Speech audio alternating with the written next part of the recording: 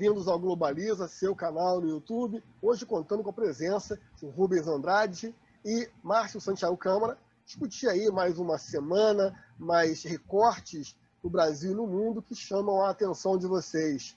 Rubens, começo com você, saudando, cumprimentando e perguntando qual o seu recorte.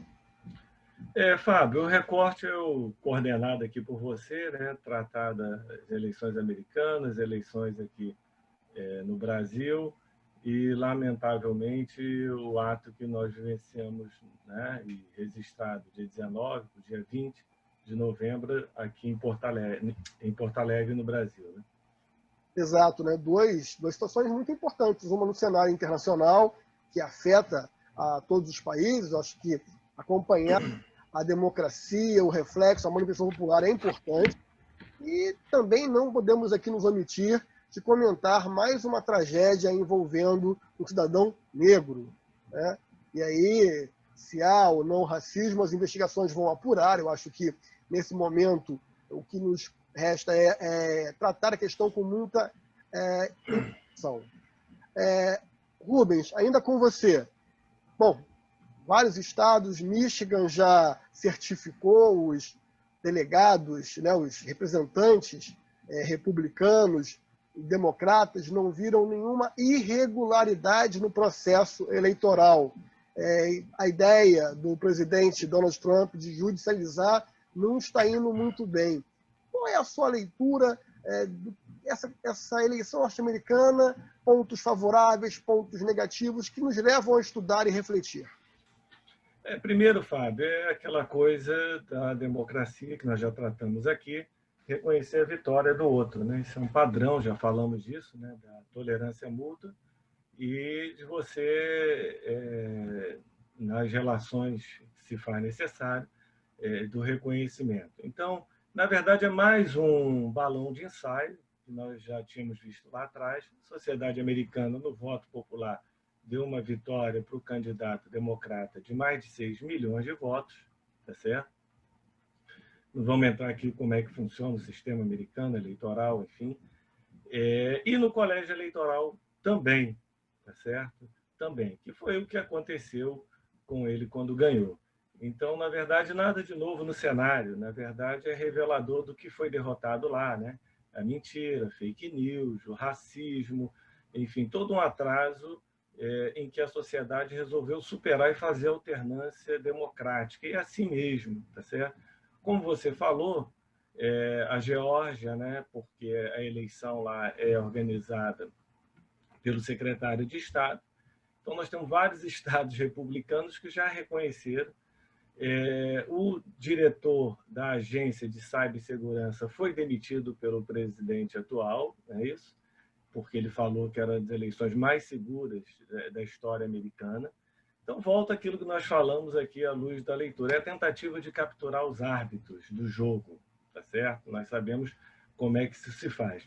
Se faz com mentira, de legitimar os eleitores e um balão de ensaio. E vamos nos preparar, porque essa já é a carta contada para o Brasil, se tentou esse ano, e daqui a 2 anos também. Lembrando, à luz aí da literatura, que nem em 1876, pós-Segunda Guerra Civil Americana, teve um fato como esse, que o governador de Ohio, né, o senhor fraudulento conhecido na história, né, ele era governador. Então, é um ato assim, que fragiliza a democracia americana, a presidência da República enquanto instituição, né? E que já foi aí comprovado, e os próprios republicanos de Michigan, como você já falou, já viram também que o resultado. Fora isso, a teoria da conspiração, né, para tentar deslegitimar a escolha dos eleitores. Perfeito. Bom, Márcio, eu também quero ouvir você sobre o tema. Você já residiu, já morou nos Estados Unidos, você visita os Estados Unidos com frequência, conhece os meandros do sistema eleitoral americano. Bom, uma coisa que me chamou a atenção, e aí eu vou projetar na tela, vou pedir à produção colocar o mapa de eleição americano. Como vocês estão vendo, temos aí 306 votos dos delegados para Biden e 232 para Donald Trump. O que me causa estranheza é a questão da recontagem. Embora me pareça já foi reconhecido que o processo teve sua licitude, não, além de alegações de possível fraude, nada em efetivo foi provado, mas, de fato, na recontagem os números não são os mesmos. Isso não coloca também um certo detalhe dessa eleição, até mesmo justificando manobras como a atual tomada por Donald Trump? Bom dia a todos, bom dia aos que nos acompanham. Olha, Fábio, eu tenho uma visão muito cética e crítica sobre tudo isso. Claro que uma recontagem tem seu valor, muito mais vista por alguém que trabalhou em auditoria e compliance a vida inteira. Mas essas recontagens que estão sendo feitas são aquelas, vamos chamar originais, quando uma vitória é apertada, a recontagem vai acontecer de qualquer maneira, quisesse ou não o presidente Donald Trump ter acionado legalmente o que ele entendeu ser os direitos dele. Então, ainda não começaram as recontagens que estão sendo oferecidas aí como possibilidade pelos advogados que estão trabalhando nisso. Então, o primeiro ponto é esse. É evidente, qualquer recontagem que altere a contagem inicial, quando a gente faz uma auditoria, faz a contagem de estoque, inventário físico, você sabe muito bem disso, você tem que fazer uma terceira contagem, né? Uma recontagem, uma segunda recontagem, digamos assim, para ter um desempate. Bom, eu vejo uma visão muito circunstanciada.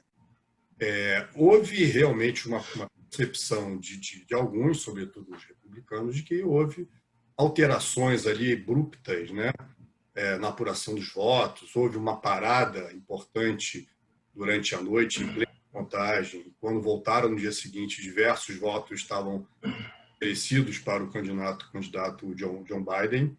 Isso nos lembrou muito a questão das eleições de 2014, quando teve uma parada também, a recontagem já apareceu com a candidata Dilma na frente. Então, isso tudo gera muita insegurança, que gerou também naquela ocasião. E lá deve ter gerado, só que deve ter gerado para o atual presidente dos Estados Unidos. Evidentemente, se ele tem disposição, coragem e uma certa convicção para fazer isso, ele tem que fazer isso pela própria democracia, pela própria liberdade, pela liberdade mesmo que o país oferece a todos os cidadãos, incluindo ao presidente americano. Então, eu não vejo isso como um ato criticável dele. Eu faço 2 registros rápidos aqui, antes de devolver a vocês a palavra, que são o seguinte. O assodamento da imprensa americana em declarar a vitória do Biden antes que essa vitória fosse declarada formalmente, o que ainda não foi. Que as contagens pararam, muitas contagens pararam, alguns disseram que os estados não queriam ser, cada estado não queria ser o estado que fez a balança pender para o lado de lá, então pararam, a contagem parou. E a imprensa não, a imprensa tem o que a gente que trabalha em mercado, em mundo corporativo sabe, que você tem o orçamento, depois tem o orçamento e o forecast, até que você tem o real no final do ano. O que a imprensa está fazendo, ela tem uma contagem, e além da contagem já feita, que existe contagem já feita, ela estima a vitória do Joe Biden e declara essa vitória. Ela pode estimar, mas não pode declarar. Eu também observo muito na imprensa de lá nenhuma notícia sobre esse movimento que nós estamos discutindo. Nós aqui, nem somos jornalistas, estamos discutindo isso. Então, que é o ingresso legal, o direito que tem o Donald Trump de fazer esse movimento que ele está fazendo. Então, o primeiro ponto é esse, de dizer que a imprensa se assodou em declarar essa vitória, e em cima dela ficou todo mundo aí, essa notícia baseada nessa, digamos, antecipação da imprensa. O segundo ponto é que, na quinta-feira, os advogados do Donald Trump foram à imprensa e fizeram declarações que chamam a atenção. E, portanto, num país daquele tamanho, que preza a liberdade, mais uma vez a imprensa se calou. Ele fez aquilo tudo, né, os advogados, sob o silêncio da imprensa. Então, isso é muito estranho, realmente. Então, tem 2 fatos. O silêncio da imprensa americana quanto aos movimentos que os republicanos estão fazendo, se certos ou não, não sei, E os fatos, né, e outros levantamentos que os advogados trouxeram. São advogados importantes. Eu não tenho, assim, eu tenho quase certeza que eles já têm alguma coisa ali, pois isso fizeram aquilo, né? E mesmo assim isso não virou notícia lá. Então, é isso que eu tenho a completar aqui, baseado nos fatos e acrescentando a minha análise sobre esses fatos. De fato, recorrer ao judiciário é um direito inalienável. Qualquer indivíduo que entende que o seu direito foi ameaçado ou sofreu uma lesão pode buscar o judiciário aqui nos Estados Unidos. Então, também do jogo democrático pedir a opinião de um terceiro, neutro, que é o Estado, para avaliar. Vamos aguardar, então, o desdobramento do caso. Acho que é um caso importante. Já se imaginava uma judicialização, isso já de longa data, e aguardar. Agora, eu faço uma pergunta a ambos, começo pelo Rubens, termino pelo Márcio, ainda sobre eleições, fazendo um paralelo entre as eleições norte-americanas e as eleições municipais nacionais que nós estamos aqui. E o paralelo o Covid tem sido o fiel da balança? Aqueles candidatos que foram mais proeminentes, buscando a combater os efeitos, não obviamente a causa a gente está ainda a pesquisar, mas os efeitos para a economia, para a saúde pública, tiveram um passo à frente nas votações, ou isso pouco ou nada influenciou o resultado lá e aqui? Rubens. Fábio, olha só, ainda pontuando sobre o primeiro tema, a questão é isso, quando ganha é democrático, é legal, está resolvido, não teve nenhum problema, tá certo? Mas no caso do Trump, o que se caracteriza a ele enfim, nem vamos entrar a falar da figura que né? Mas a preocupação dele hoje é outra, né? Ontem a filha já foi arrolada nas investigações e ele volta a ser um cidadão comum a partir do ano que vem também. Então é uma discussão muito mais profunda do que uma eleição, entendeu? O que está por trás. Quanto ao Covid, tanto lá como aqui, acho que penso, né? Vamos falar de dados de resultados. Não sou eu que estou inventando, é o que está e o que saiu das urnas. Né? Você pega que o presidente Bolsonaro, ele apoiou 59 candidatos, elegeu apenas 9. Ninguém nunca antes na história desse país você viu um presidente, né, fazendo campanha para o vereador lá na Conchinchina, né? Enfim. E no caso, nós tivemos 78 candidatos que usaram o sobrenome Bolsonaro. Só um foi eleito, né, aqui na cidade do Rio de Janeiro, que é o filho, tá certo? Então, é uma situação que a Covid provavelmente pesou e muito da forma do tratamento. Tá certo? Você vê nas capitais o candidato na maior cidade do Brasil, o maior colégio eleitoral, sequer foi para o segundo turno, né? E hoje o candidato dele aqui, que é o bispo, o pastor, enfim, provavelmente foi por residir ali à força junto a um setor religioso e tudo mais, mas pelo caminhada aí que vai se dando, vai ser uma derrota massacrante, enfim. E vai juntando, né, Fábio, aí um conjunto de fatores, né, só para relembrar aqui, que as pessoas estão atentas, né? O presidente mesmo falou aí que ia indicar a lista de países que compram madeira ilegal. Depois falou em empresas. Lembrar que em maio de 2019, né, ele disse que ia apresentar um projeto que ia botar mais dinheiro dentro do governo do que a reforma da Previdência. Depois, em janeiro de 2019, né, que nós teríamos energia elétrica sem fios, né? Enfim, então nós estaríamos vivendo o problema lá do Amapá. Em março de 2020, isso nos Estados Unidos, e depois em março de 2020 em Miami, que as eleições de 2018 foram fraudadas, tá certo? Depois nós tivemos saliva e pólvora, depois o desrespeito com o povo brasileiro, maricas, depois a questão do teste da vacina, né? Dizer que a vacina causou morte, depois foi desmoralizado isso, mostrando que não. E agora, por último, que essa semana também não passou batido na mídia, é que o Brasil é o único dos países emergentes que é contra a suspensão das patentes de vacinas. O único. Então, você junta tudo isso com crise econômica, com a situação que nós estamos vivendo, o eleitor ele é reativo, assim como colocou lá atrás por querer vetar o outro, né, ou a outra força política, que segundo turno é isso, ele vai sendo reativo, né? O voto não tem essa característica ideológica e ninguém também é dono do voto. Isso é muito difícil na cabeça dos políticos, dentro do jogo democrático, ter essa compreensão. Então, provavelmente, a probabilidade é grande, assim como nos Estados Unidos e no Brasil, o tratamento, dada a questão da Covid, ter pesado. Entendeu, Fábio? Aí nós teremos que buscar mais dados, né, aprofundados e qualitativos para confirmar essa sua hipótese aí de questão que você levantou. Bom, Câmara, eu passo a mesma indagação para ti. Você acha que a reação, o combate, a manifestação pública, de um lado ou de outro, pesou nas eleições, tanto nos Estados Unidos quanto no âmbito municipal brasileiro?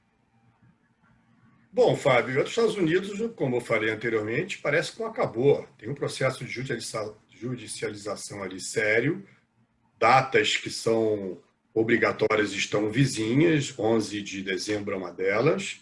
Se não houver a votação, né, que se dá naquele dia, não for para a agenda, por questões de levantamento e apuração ainda em curso, em andamento, isso leva a uma mudança nesse quadro, né? Porque tem quase que a possibilidade real, pela Constituição americana, de que o Congresso venha indicar o presidente. O Congresso hoje é republicano. Então, você vê diante de que nós estamos. Quando o Rubens fala que isso é muito mais profundo do que a eleição, e é mesmo, mas é mais profundo em todos os 360 graus. Esse é um deles. É um grau de profundidade também, um grau da ameaça à continuidade dessa eleição do ponto de vista administrativo. É o que parece. Então, lá a influência, eu não sei qual foi, porque ainda pesa sobre a eleição diversos fatos. Eu tenho acompanhado pela mídia, não a mídia, digamos, tradicional, mas são jornalistas que se desvincularam da mídia profissional, ou grupos, e tudo que abastecem a nós aqui, para mim, como empresário, também. Então, essa é a minha avaliação sobre essa sua pergunta no que tange às eleições americanas. Aqui, para eu depor aqui a minha opinião, eu quero dizer que eu vejo a reação de forma diferente. Primeiro, eu vejo um presidente que tem nada a ver com eleição municipal, e se fosse ele, não teria feito apostas no primeiro turno. Por exemplo, ele apostou aqui no candidato Crivella e apostou mal. Né? Eu acho que qualquer presidente apostar para nós, moradores do Rio de Janeiro, falando como eleitor, moradores do Rio de Janeiro, o prefeito mora no meu condomínio, a gente sabe o que é isso aqui, o que é passeata aqui quase toda semana. Então, a gente percebe que não foi uma administração. Ele é um pastor, é um bispo, não é um gestor, não tem os cursos que nós tivemos, por exemplo, e ele se omite, ele some, mas some mesmo, fica invisível. Então, evidentemente que isso também, como falou o Rubens, causa essa reação, e a reação foi uma vitória muito grande em cima do candidato da oposição ao prefeito. Eu acho que foi uma aposta muito errada do Bolsonaro. Ele já ameaça ir para o outro lado agora. Então, você vê. Ele não deveria ter entrado nisso aí. Ele não tem partido, então é muito difícil analisar isso. Acho que não, a reação dita pela grande imprensa, com a qual não concordo nem um pouco, é que o bolsonarismo acabou. Isso é um absurdo total. Porque ele, primeiro, não tem partido, já falei isso. Segundo, ele optou pelo Centrão. Ele se direcionou para o Centrão e o Centrão ganhou. O Centrão, aí a gente pode até analisar de maneira diferente, dizer que os velhos partidos que nas eleições anteriores a eles foram, digamos, direcionados um vaticínio que eles não existiriam mais, era possível, fazia sentido pensar isso anteriormente, isso não aconteceu. Então o Centrão se redobrou, ganhou parte das eleições e o presidente Bolsonaro está nesse Centrão. Deveria só estar nele, mas ele resolveu apoiar algumas candidaturas distantes, isoladas, e acho que ele fez uma aposta errada. Perfeito. Bom, pessoal, eu queria um outro tema agora, que é a questão da morte do cidadão João Alberto Silveira, em um supermercado na cidade de Porto Alegre, na véspera do Dia da Consciência Negra. Fato que vem mobilizando. Tivemos em São Paulo aí uma manifestação, inicialmente e acabou depois gerando uma depredação na rede de supermercados. Tivemos um dos acionistas mais importantes no Brasil, que é o Abílio Diniz, manifestando publicamente sobre isso, dizendo que a rede Carrefour ela tem historicamente se movimentado contra questões ligadas ao racismo, e também no exterior o Carrefour Internacional se manifesta repudiando o fato, não só o despreparo. A meu ver, é um cidadão negro, isso aí é um fato cristalino. Se efetivamente foi resultado de uma prática de racismo, as investigações vão determinar isso, mas no outro giro nós temos uma manifestação, no mínimo desastrosa, do vice da República, Hamilton Mourão, dizendo que o racismo no Brasil não existe. Isso é uma importação, querem importar isso dos Estados Unidos. Márcio, começo ouvindo você sobre o episódio, sobre os seus comentários e sobre a discussão. Temos racismo no Brasil ou isso é uma ficção? Não, temos racismo no Brasil. Um racismo que é reputado a ele, um racismo diferente dos Estados Unidos, onde você tem limitação de espaço, né, em função da cor. Mas não sei se é um racismo melhor ou pior, racismo nunca é melhor. É um racismo muito estranho esse nosso aqui. Como tudo no país é disfarçado, é travestido de um politicamente correto, e por trás dessa primeira camada de verniz, 1 milímetro adentro já está o racismo escondido. Então é um racismo muito, muito incômodo mesmo. O vice-presidente cometeu uma falha absurda, evidentemente que ele não poderia ter dito isso na posição dele, é tido como um político ali do governo com mais temperança, com mais cuidado. Também a comparação é com o presidente Bolsonaro, que é destemperado, fala sem pensar. Então fica uma comparação em que o bom é inimigo do ótimo, ou o ruim é inimigo do bom, né, digamos assim. Então ele falou uma impropriedade, né? O primeiro comentário que eu faço é esse. O racismo existe. Esse caso do supermercado ele lembra muito aquele caso dos Estados Unidos, que deflagrou o movimento de Black Lives Matter. Então,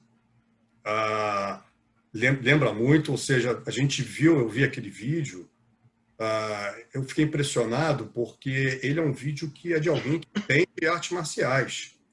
E ele desferiu o policial, não o policial, mas o segurança, diversos golpes, desnecessários, inclusive. Nem numa luta organizada de MMA você vê isso. Então foi uma crueldade, realmente, alguma coisa que não dá para dizer que é culposo, deve ser doloso mesmo aquela situação, ao que parece a mim como cidadão olhando.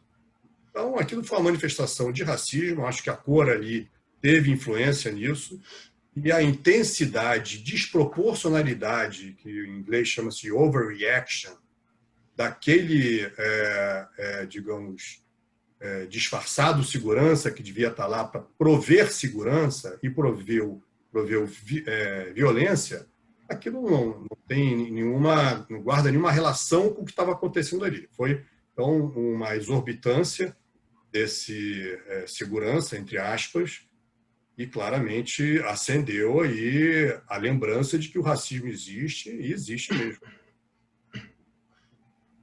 Acho que um ponto, né? O Globaliza, ele tem como marca, tem como seu DNA, trazer as ideias polarizadas, as ideias, o debate de ideias é um debate sempre profícuo. Mas eu acho que um tema que para nós é universal, é comum, que não há atritos, é que vidas importam. Independente da cor, do gênero, da opção política, a vida para nós é algo sagrado. Rubens, esse episódio, na data da Consciência Negra, véspera de Consciência Negra, mostra muito que o Brasil pouco caminhou num caminho aí de fraternidade e do respeito aos direitos humanos. Qual é a tua posição sobre isso? Eu já conheço, sei da sua luta em relação a isso, mas queria compartilhar com aquele que nos assiste hoje. Aliás, eu aproveito, né? Peço para que compartilhe, peço que assine o canal. Por favor, curta o vídeo. Ele é muito importante para gerar esse algoritmo, essa participação, para chegar a mais pessoas esse debate. Fábio, Márcio, a situação enfim, mais uma vez os dados, né? Porque nós estamos falando de 75% dos homicídios no Brasil, população negra, né? O ser humano, enfim. Então, são os dados que comprovam isso, essa assertiva, não é o que eu acho, penso, eu quero, eu desejo, eu construo, enfim. Então, nós estamos falando de 3 questões aqui para quem acompanha o programa. Nós estamos falando de humilhar, torturar e matar. Tá? E há uma tendência das pessoas acharem que isso está longe, né? Já tem essa construção feita, racista mesmo, de estudo. Eu quero chamar a atenção que todos nós temos, de certa maneira, que nós passamos isso percebido, nós estamos no nosso lugar de vivência, convivência, mas pode ter certeza que cada um de nós, quando nos deslocamos a um pequeno comércio, né, na esquina da rua, ou de algum local que tem alguma segurança, entre aspas, né, não do aparelho do Estado, ou oficialmente contratados, paralelos, né, o puxadinho, o bico, e uma outra coisa de Porto Alegre que eu nunca tinha ouvido falar, né, do policial experimental. Tem um nome aí técnico que foi dito, eu nunca ouvi falar isso no Estado brasileiro. Provisório, policial provisório. Isso nos remete ao seguinte, que nós somos estudados a todo momento. Você que está aí, seja rico, pobre, branco, negro, pardo, índio, caboclo, cafuso, mameluco, você é estudado quando você para nesse lugar com seu carro, a tua postura. É que nós não percebemos isso, vocês comecem a perceber isso, tá? Enfim, e ali mostra toda uma ação que vai se desdobrando. Então, são pessoas, na verdade, que têm uma prática de milicianismo, né? Nós chamamos da carteirada, sabe com quem está falando. Coloca uma arma e vira o Velho Oeste.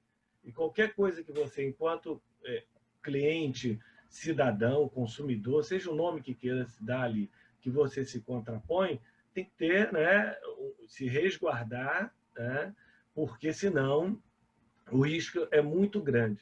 Porque se construiu na nossa sociedade um racismo. Ele é um construto. Então, não é não ser racismo. Nós precisamos agora do antirracismo. Construir uma igualdade, se é que podemos tratar do ponto de vista moral. E aí nós temos vários eventos no Brasil, né, em relação aos negros, aos índios, aos pobres, miseráveis.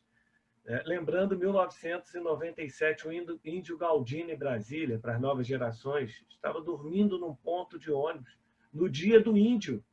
Foram, né, os ditos jovens de classe média alta, foram tacaram fogo, tá certo?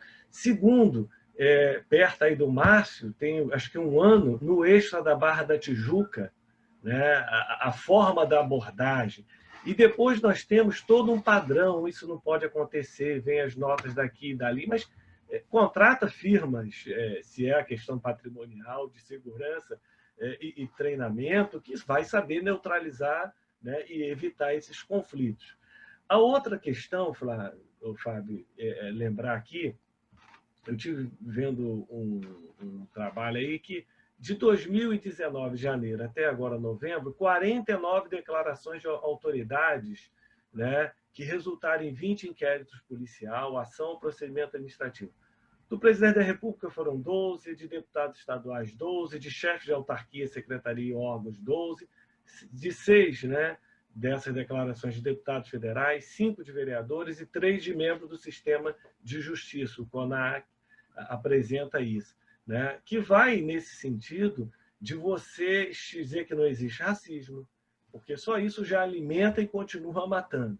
Segundo, estereótipo racista, restrição de direitos, supremacia branca, negação de racismo, tudo para justificar e negar a escravidão e o genocídio. E, para finalizar, você falou aí do general, vice-presidente da República.